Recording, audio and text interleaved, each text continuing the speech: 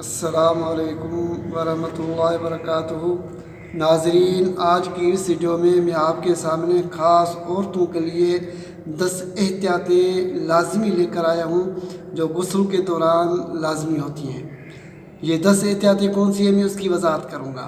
सबसे अव्वल, जो मुसलमान बहनें हैं या औरतें हैं, हमारी इस वीडियो को तवज्जो के साथ सुनेंगे तो इंशाअल्लाह ताला उनका गुस्ल उतर जाएगा और पाक हो जाएंगी और नमाज़ पढ़ेंगी तो उनका सवाब उनका मिलेगा और रूहानी फ़ायदा हासिल होगा।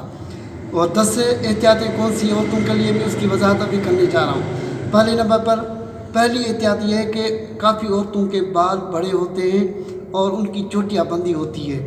अगर उसी चोटियाँ बंदी हुई के दौरान अगर उसके जड़ तक पानी पहुँचा सकती है तो अगर पहुँच जाता है फिर उस चोटिया को खोलने की कोई ज़रूरत नहीं, उस बालों को उधर गीला करके गुस्ल कर सकती हैं। अगर उसकी जड़ तक पानी नहीं पहुँच पाता और वो मुकम्मल तौर पर तर नहीं हो सकती तो उसको चोटिया खोलना ज़रूरी है। चोटिया खोलकर फिर उसके बाद गुस्ल करें। और दूसरे और तीसरे नंबर पर क्या करना है औरतों को गुस्ल के दौरान, दूसरे और तीसरे नंबर पर यह करना, अगर ढलकी हुई पस्तान हो किसी की तो उसके नीचे उठाकर पानी पहुँचाना है।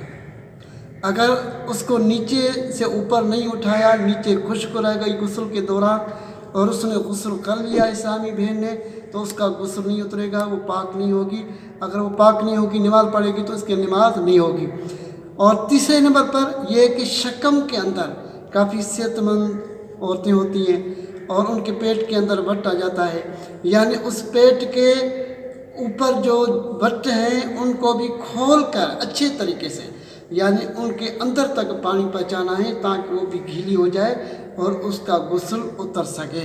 और उसके बाद चौथे, पाँचवें, छठे और सातवें नंबर पर की मैं बातें कर रहा हूँ कि फर्ज खारिज के चारों हिस्सों की जबीन की जड़ तक पानी पहुँचाना है, यानी आगे पीछे, यानी जो चारों किनारे हैं उनके लब हैं उनका पानी पहुँचाना ये लाजिम है और एहतियात है।